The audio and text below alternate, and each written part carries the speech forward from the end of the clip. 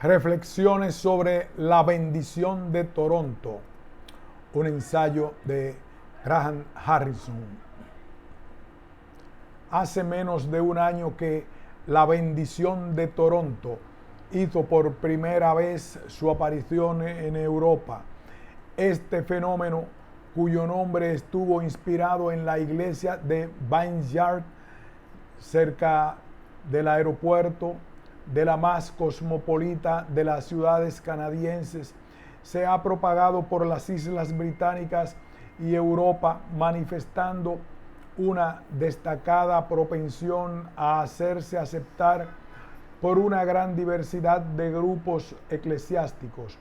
Ha recibido una acogida positiva, si no general, en los medios carismáticos de todas las tendencias, encontrando también defensores y adeptos en las iglesias más tradicionales no carismáticas.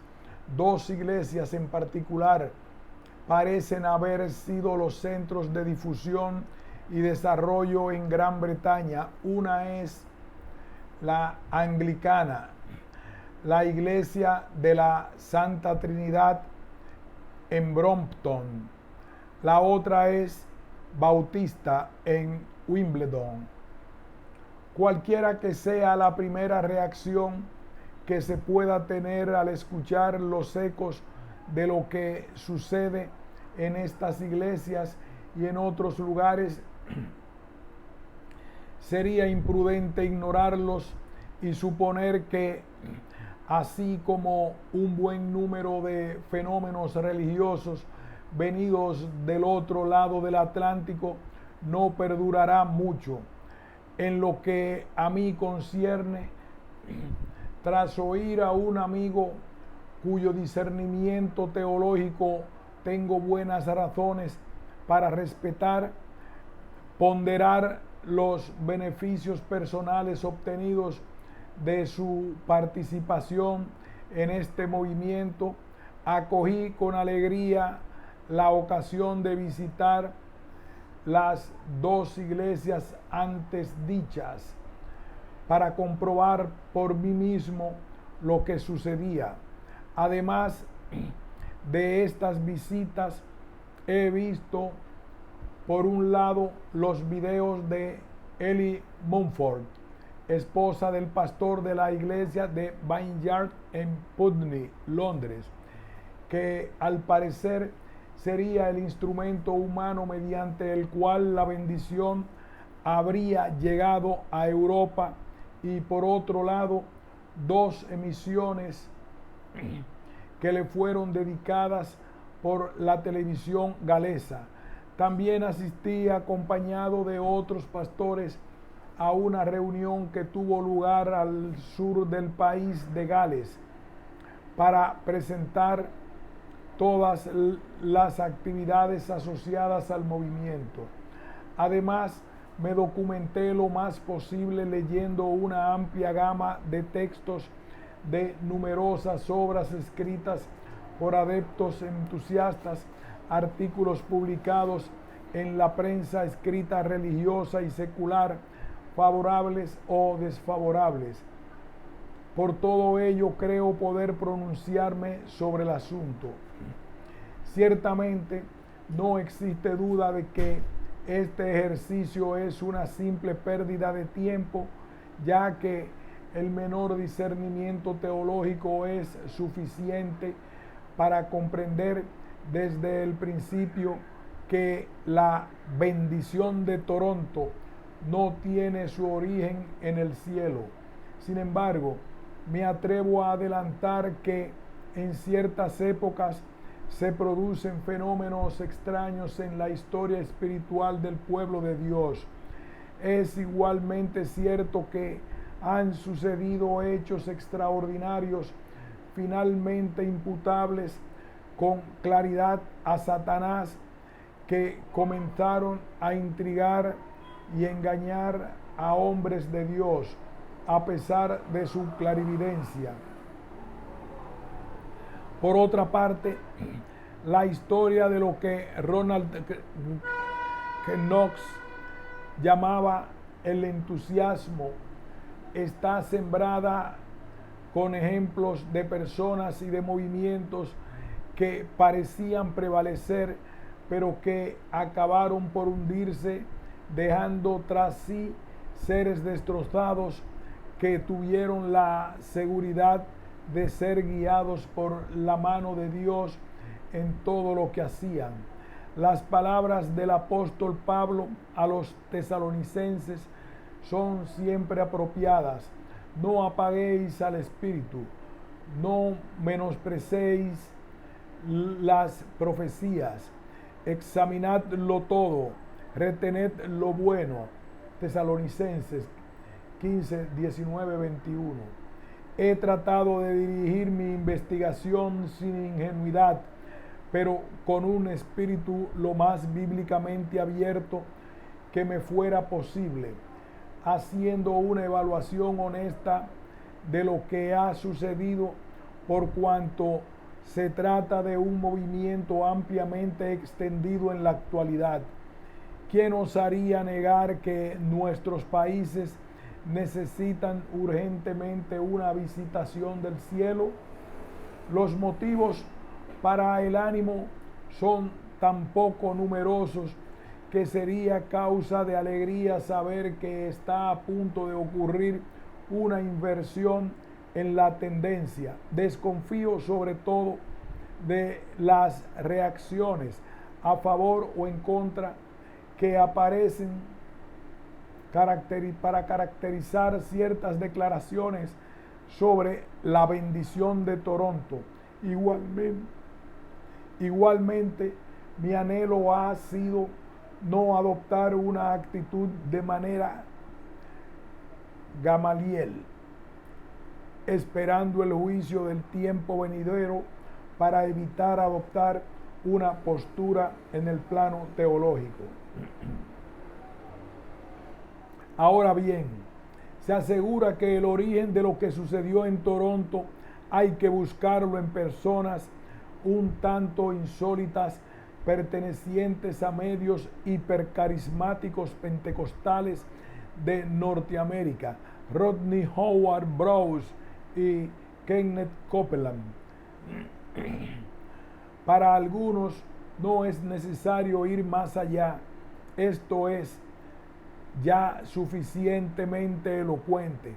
Con todo, no se puede cortar la discusión de esta manera. Actuando así, algunos pusieron en tela de juicio la autenticidad del avivamiento de 1859 en el país de Gales, porque Humphrey Jones, el hombre mediante quien vino el avivamiento desde los Estados Unidos, había profetizado que el Espíritu Santo descendería en forma corpórea sobre una colina cercana a Aberystwyth, ciudad costera en el país de Gales.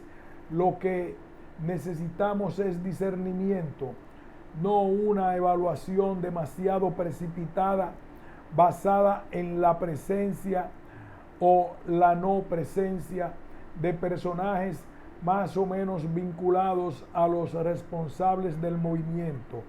No sería difícil demostrar a partir de ejemplos extraídos de la historia que nuestro Dios a veces elige leer antes en el corazón que en la cabeza de aquellos hombres que Él se digna utilizar y bendecir. ¿Qué sucede realmente? La reunión típica comienza por un periodo de 45 a 60 minutos de lo que se llama la adoración. Consiste invariablemente en una sucesión de cantos, coritos que con frecuencia suelen ser de corta duración y por consiguiente repetidos muchas veces. El canto está dirigido por músicos o coristas. La mayoría de los asistentes permanece en pie y muchos de ellos con los brazos levantados. La oración está casi siempre acompañada de una música dulce y suave. A veces se expresa mediante el cantar en lenguas sobre un fondo de acordes armoniosos interpretados al piano o a la guitarra. En las reuniones a las que he asistido seguía una predicación. En una ocasión duró 40 minutos. Después llega el momento esperado por todos, la invocación al Espíritu Santo, que se hace sencillamente mediante las palabras ven Espíritu Santo, con una frase como te invitamos a venir, y por una oración más larga y por la indicación dada a la asamblea en el sentido de que sin duda va a ser testigo de cosas extraordinarias. Se exhorta a no tener temor a las respuestas o a las manifestaciones físicas y con frecuencia se lee una serie de citas bíblicas que validan lo que va a suceder. Durante este tiempo se deja libre un espacio para que los miembros de la asistencia puedan reunir a las personas designadas que forman parte de los equipos ministeriales, identificados mediante un distintivo. Sabia precaución para impedir que personas no autorizadas infiltren en sus filas. A partir de ese momento, algunas personas comienzan a adelantarse para recibir los beneficios del ministerio, lo cual se pone en práctica en todos los centros en donde he estado. Esto me ha parecido fascinante. No se trata propiamente dicho de una imposición de manos tal y como es practicada por los pentecostales clásicos. Se trata de una serie de curiosos gestos efectuados por un miembro del equipo a cierta distancia de la cabeza, de la cara, de la espalda y del rostro del destinatario. En algunos casos, tan solo la frente, la nuca o la espalda es tocada con un solo dedo. Jamás hay la menor presión de la mano para empujar hacia atrás al sujeto intentando que caiga. Lo que sucede con más frecuencia es que la gente se derrumba más o menos rápidamente. Sin embargo, hay personas que no se caen. Se interrumpe entonces el proceso y éstas regresan a su sitio. La palabra derrumbamiento no es en realidad apropiada para describir lo que sucede. El movimiento descendente hacia el suelo es muy suave, cayéndose el sujeto poco a poco. Hay momentos más violentos. Algunas personas comienzan por una especie de carrera inmóvil que puede durar largo rato. Un día tuve la ocasión de entrar a la iglesia de Vineyard en Putney, Londres, algún tiempo después de finalizado el culto matutino. La sala estaba medio vacía. Los músicos habían dejado de tocar y la mayoría de los presentes charlaban mientras tomaban un café. Solo una mujer seguía corriendo sin moverse del sitio mientras otra la vigilaba, sin duda para sujetarla cuando sucumbiese a la fatiga. Además, he visto gente con fuertes temblores en todos sus miembros, o bien dando fuertes y violentos saltos sin moverse de un sitio. La mayoría de las veces estos ejercicios han acabado por agotar a quienes los practicaban. Parece que las manifestaciones físicas varían según los lugares, teniendo cada uno características propias. En general, la risa comienza cuando la gente ha caído al suelo. Esta risa puede variar en naturaleza e intensidad. Algunos se carcajean discretamente, otros ríen a mandíbula batiente, mientras que otros se ríen con gritos tan estentóreos que incluso causarían la envidia de las brujas de Macbeth. Los animadores de la reunión en la iglesia de la Santa Trinidad en Londres no paraban de animar a la gente a adelantarse para recibir los beneficios del ministerio o a levantar la mano para que un compañero pudiera ir hacia ellos. En un momento dado lanzó la siguiente exhortación: no seáis británicos. Sin duda quería decir, abandonad vuestra sangre fría y la flema característica del temperamento británico. ¿Qué se podría esperar encontrar en los empingorotados habitantes del barrio de Knightsbridge? Y dejaos llevar, si queréis que la bendición de Dios descienda sobre vosotros. Las personas que se adelantaron pertenecían a todos los estamentos sociales y a todas las edades. Fue en Wimbledon donde vi a la más joven, una niñita de unos 4 años más o menos, que recibió los beneficios del ministerio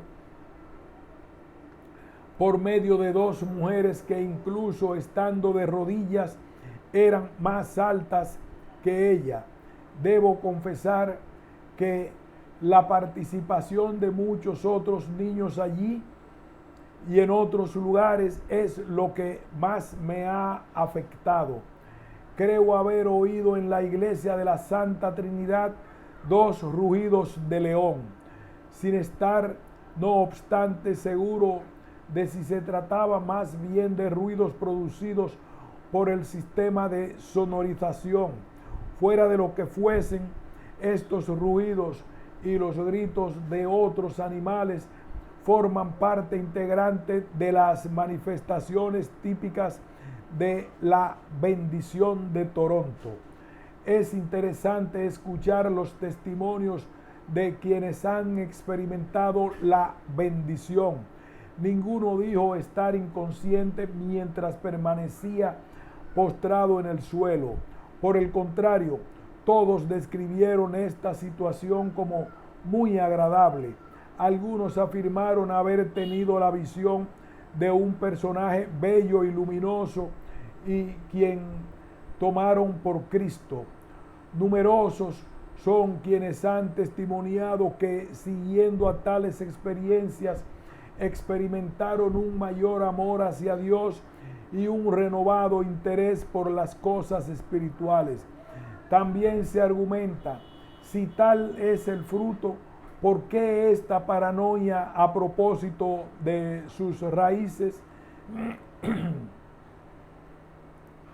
Mientras que algunos consideran al conjunto del movimiento como un avivamiento espiritual, los adeptos más cercanos no lo denominan así. Hablan más bien de un preavivamiento, de una especie de predispensación, sugiriendo que resistirse viene a ser resistir la acción del Espíritu Santo.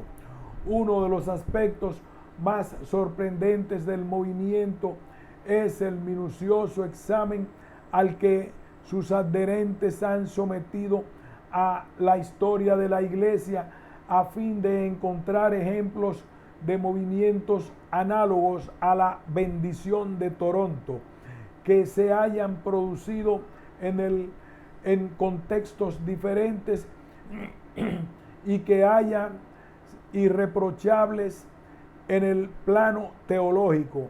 En el fondo de este procedimiento no difieren en nada de las tentativas más bien ingenuas llevadas a cabo para probar que todas las grandes figuras de la historia de la iglesia hablaron en lenguas.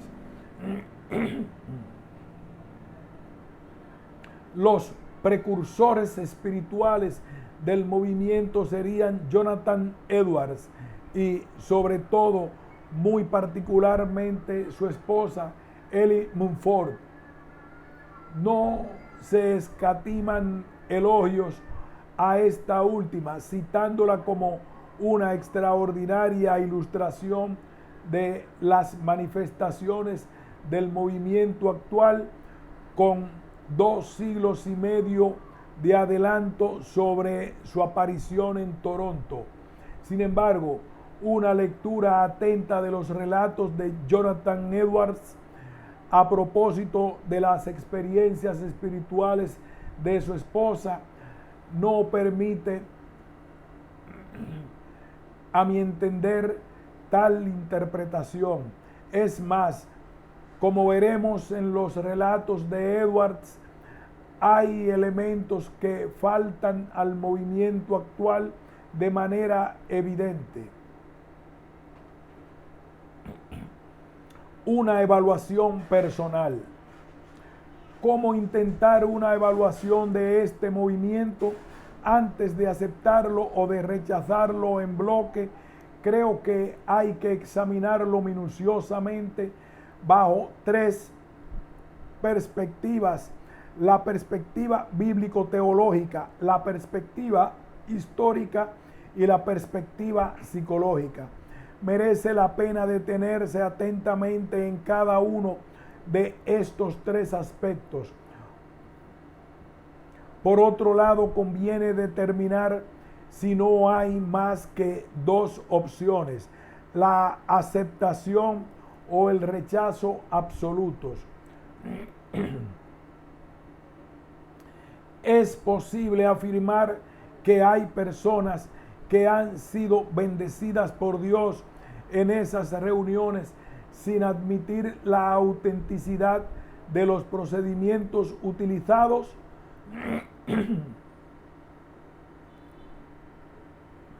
Tratemos de aclarar esta cuestión mediante una analogía. Los reformadores fueron fuertemente críticos con la Iglesia Católica Romana.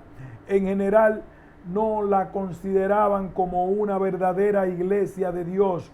Sin embargo, no llegaron hasta el punto de lanzar el anatema sobre todos los católicos romanos o a declarar que estos no eran cristianos.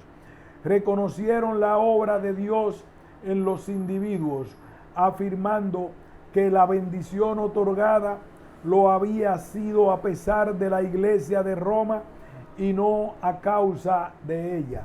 Igualmente, no hay duda de que un hombre como Staupitz ayudó a Lutero a caminar por la senda que le condujo hacia Dios, aun cuando él mismo no estuviese seguro de haberla seguido hasta el final.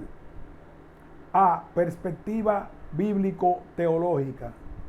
Algunas personas con quienes he hablado sostenían que mucho antes de oír hablar de la bendición de Toronto, un profundo sentimiento de vacío y de fracaso les había impulsado a buscar al Señor. ¿No es bien cierto que Dios visita a aquellos que le buscan presos de un deseo de ser transformados?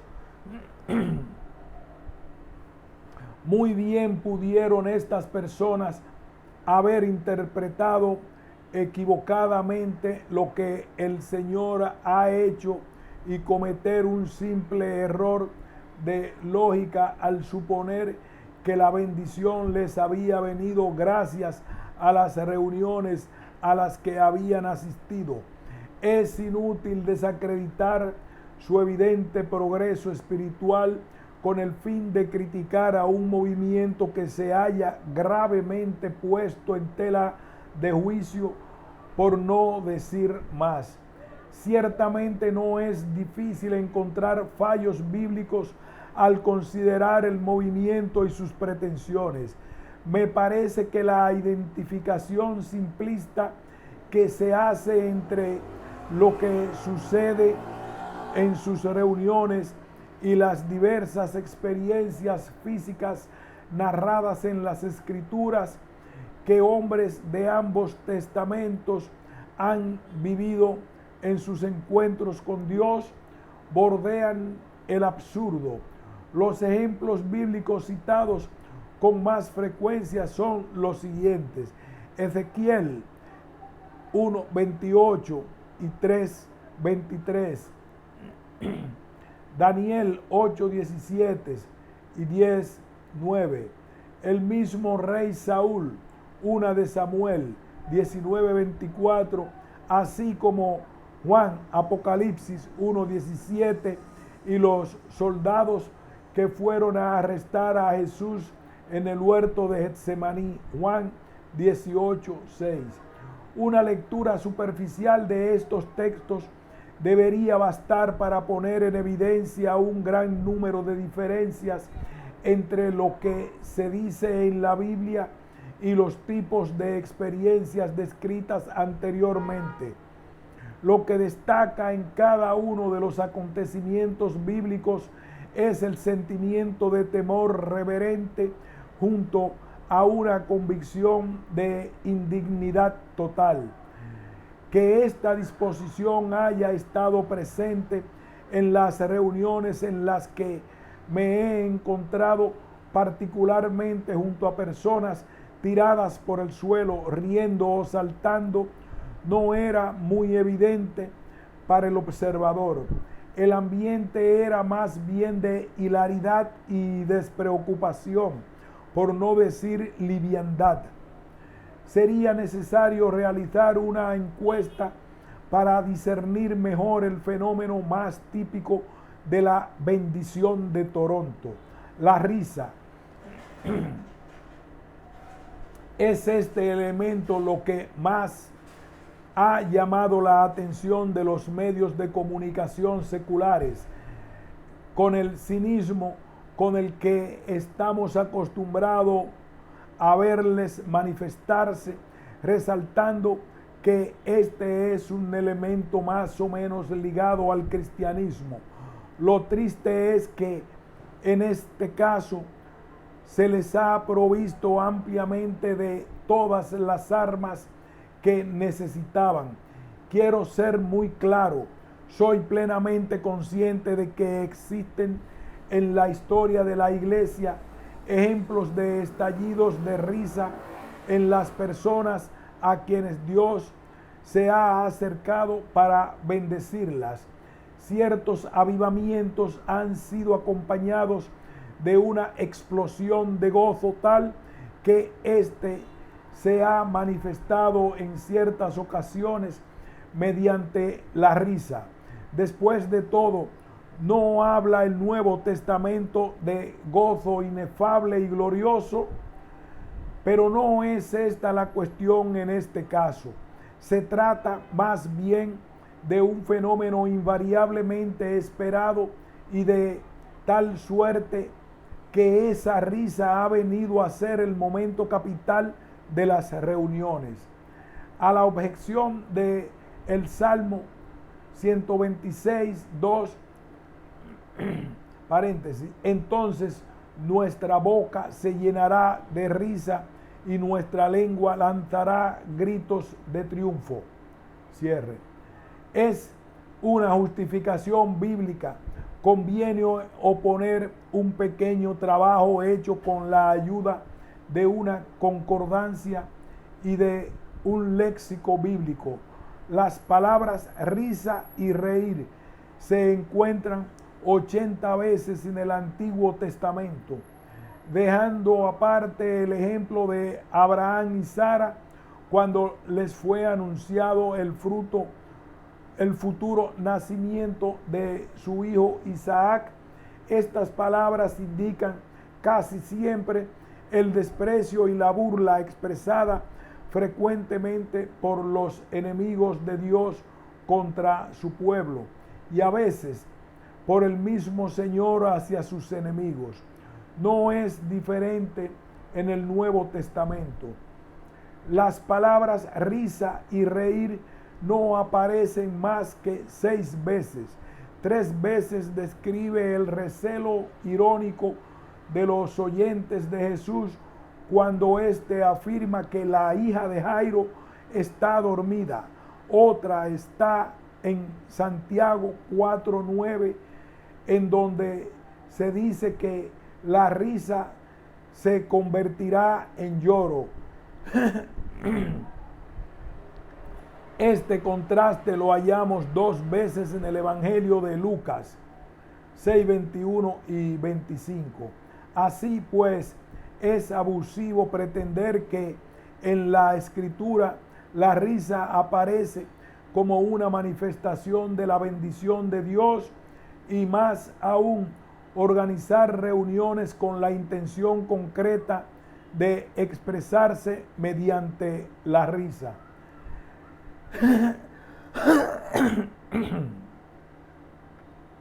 El mismo razonamiento se podría utilizar para borrachera.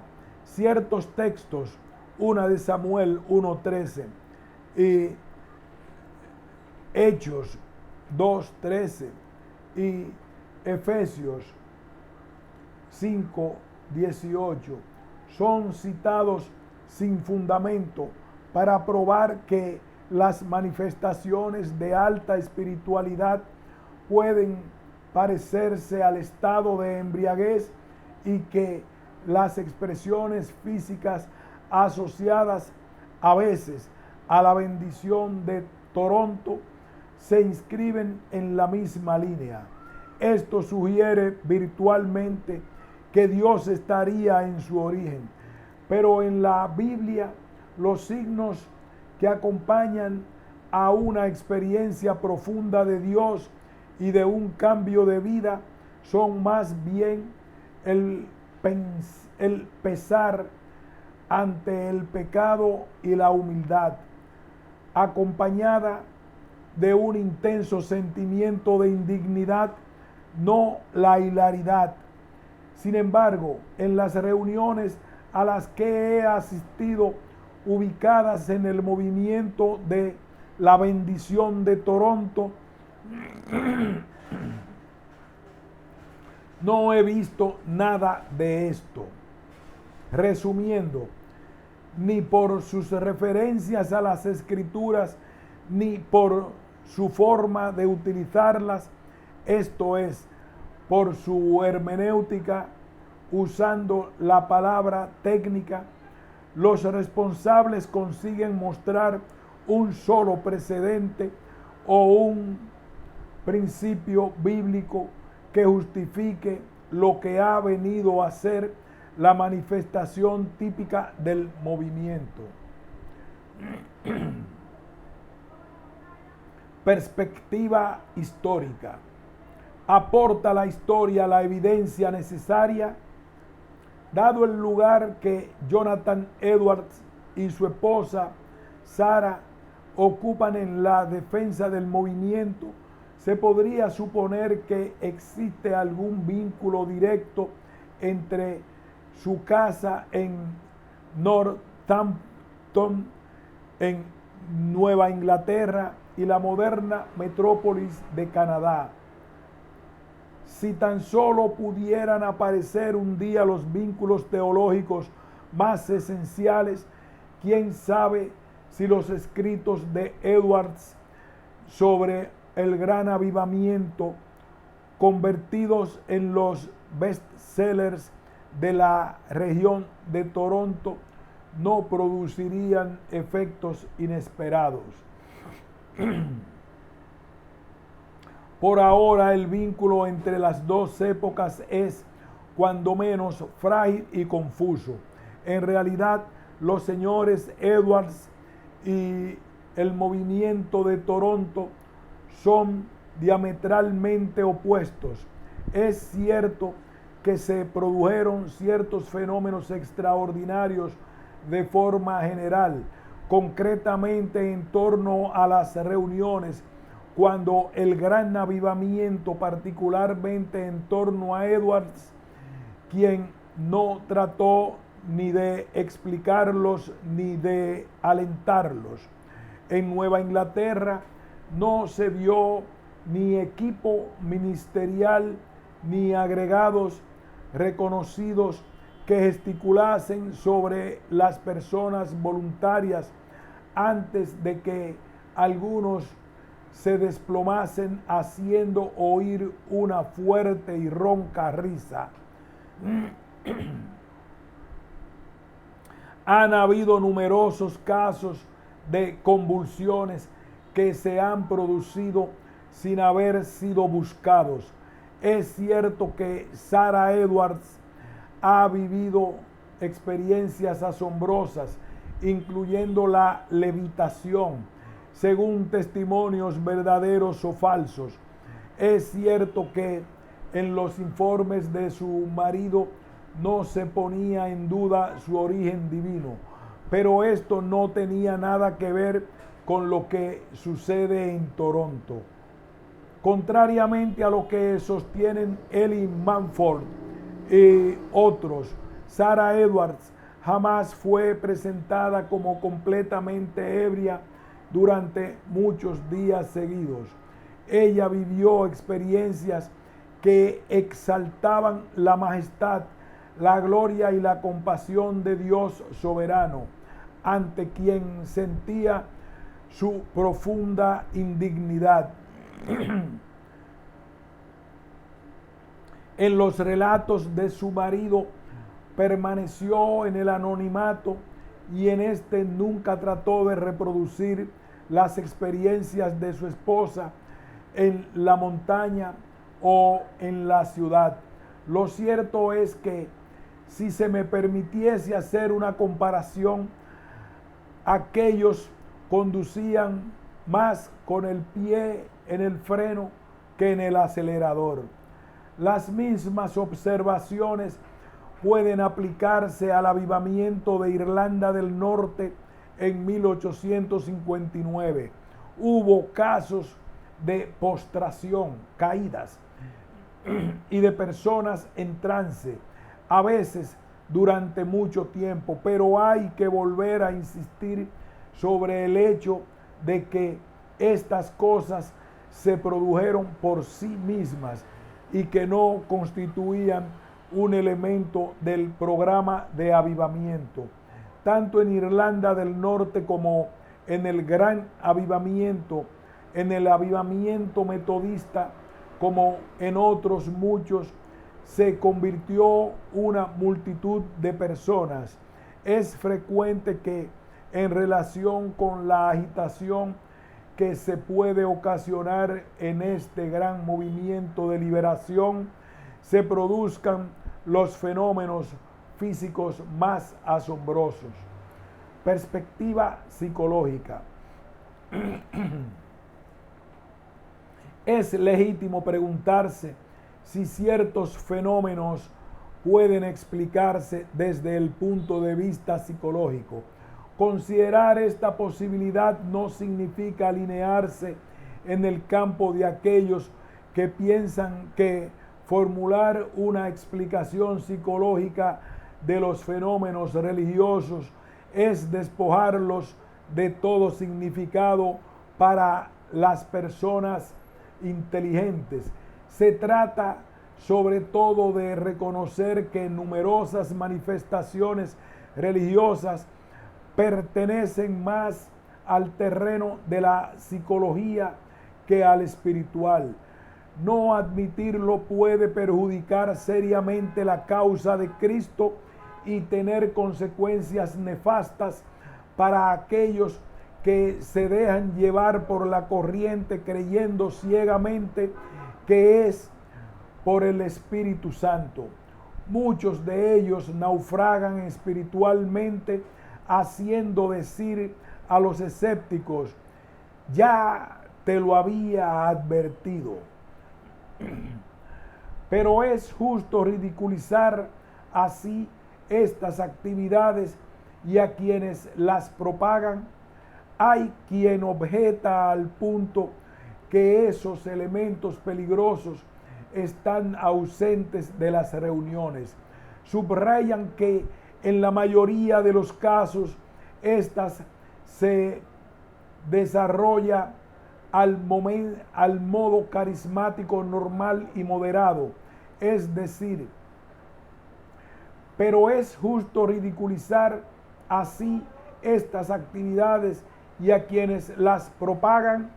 Hay quien objeta al punto que esos elementos peligrosos están ausentes de las reuniones.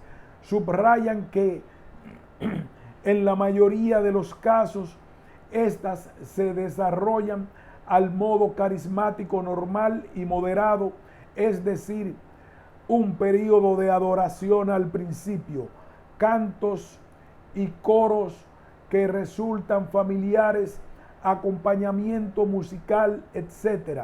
Reconozco de buen grado que mi propósito tiene implicaciones que desbordan grandemente ese desarrollo particular.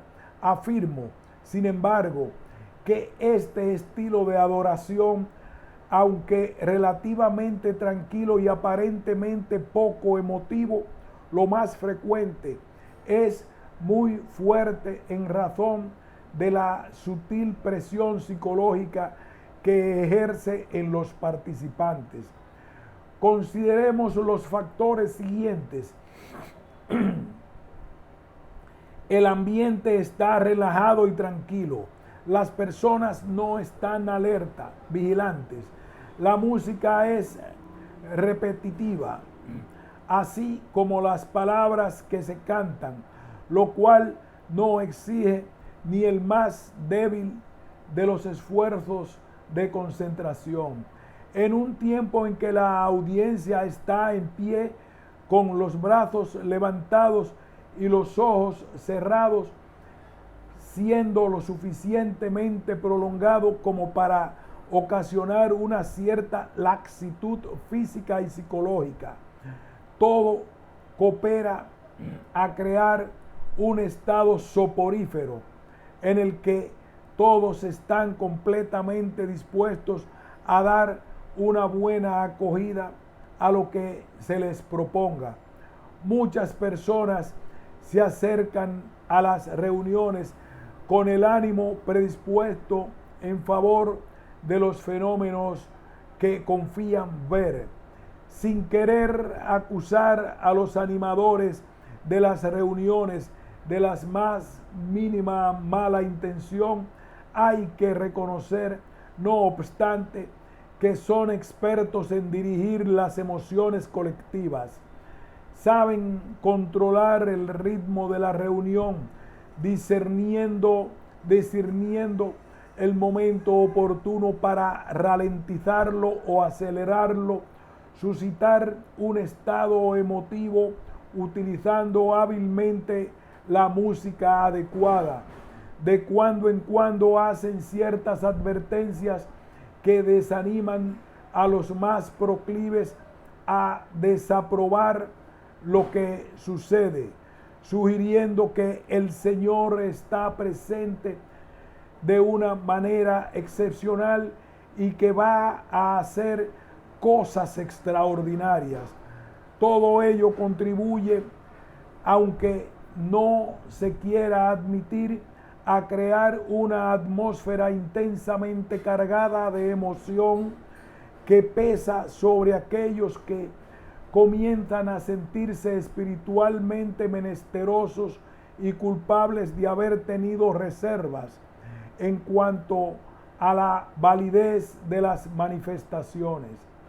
Tales reuniones son propicias a la manipulación hipnótica, puesto que se reconoce que la práctica de la hipnosis está lejos de limitarse al artista del music hall, ese personaje con bigote y capa negra que balancea un reloj al extremo de una cadena ante los ojos de su víctima para hacerlo entrar en un estado de somnolencia Esta afirmación es menos absurda de lo que parece. Muchos son los psiquiatras cristianos y no cristianos que lo han atestiguado claramente.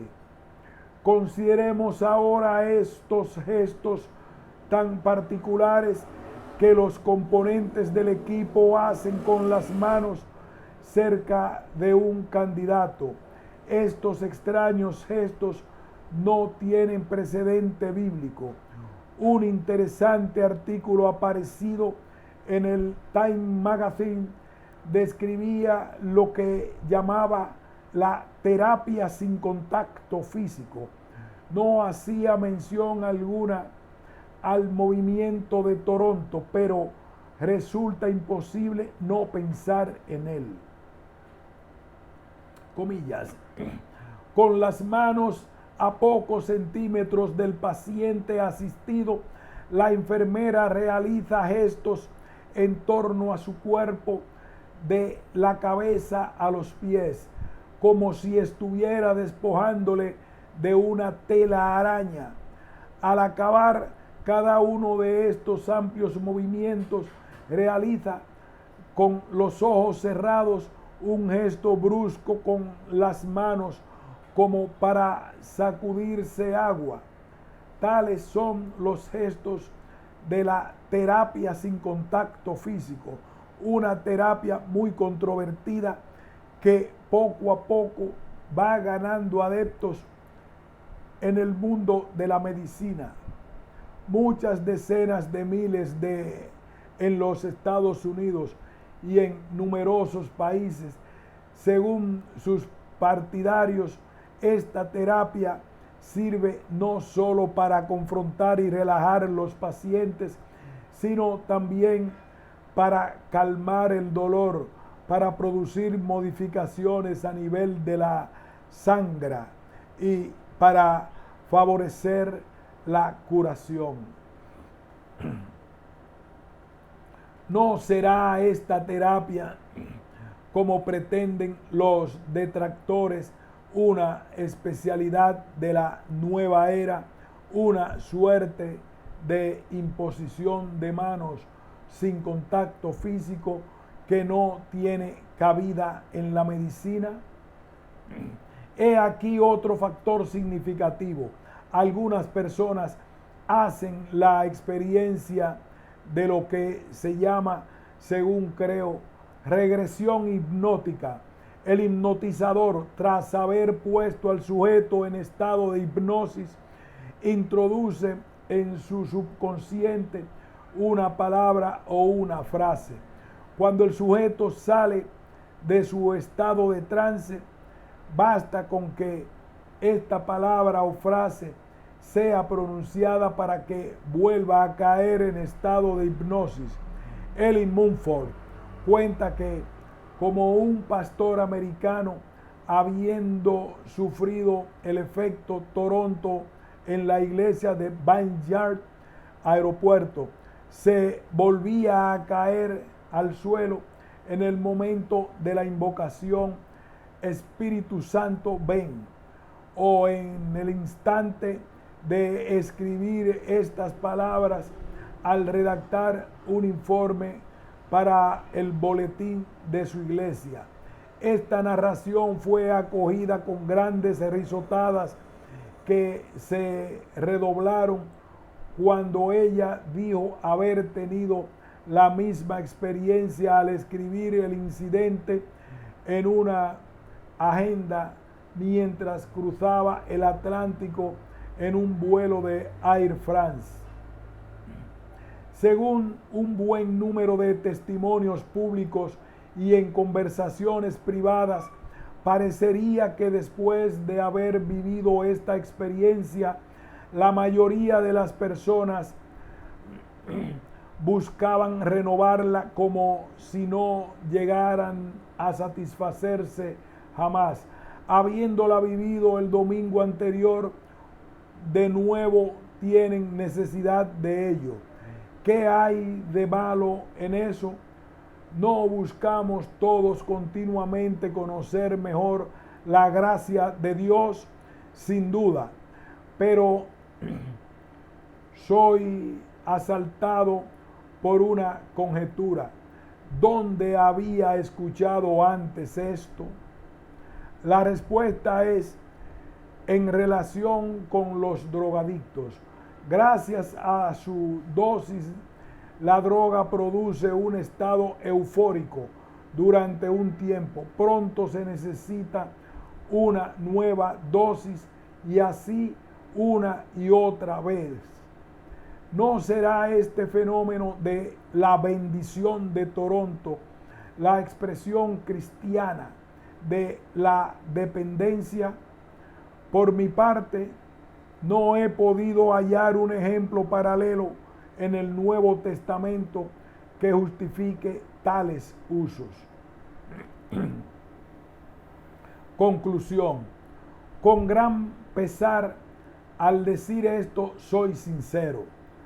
No he encontrado nada que me convenza de que la bendición de Toronto esté bien fundamentada, aunque millares de cristianos la hayan adoptado.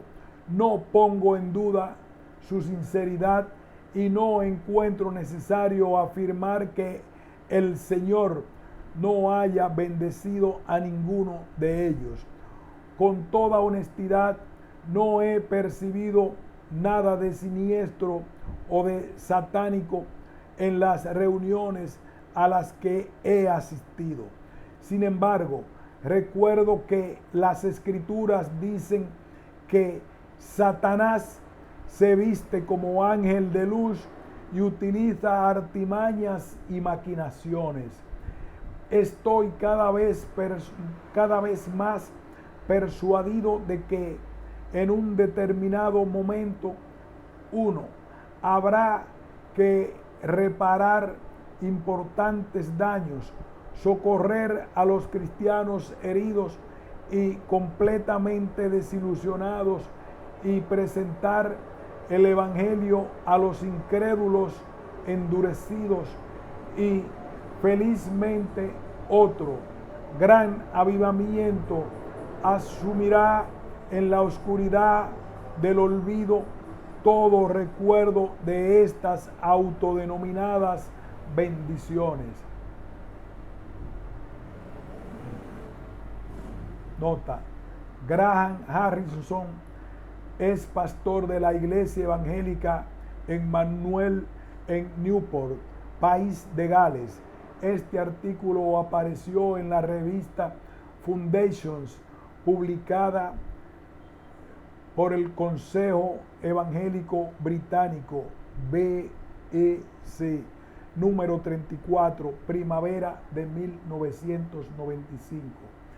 Según el Petit Robert, falsedad de juicio con tendencia a las interpretaciones. Jonathan Edwards, teólogo calvinista, predicador del avivamiento en Nueva Inglaterra. Narración de conversiones asombrosas, tratado sobre afectos religiosos, la caridad y sus frutos, etc. Reeditados por The Banner of Truth, El estandarte de la verdad, Edimburgo, 1974, en 2 volúmenes.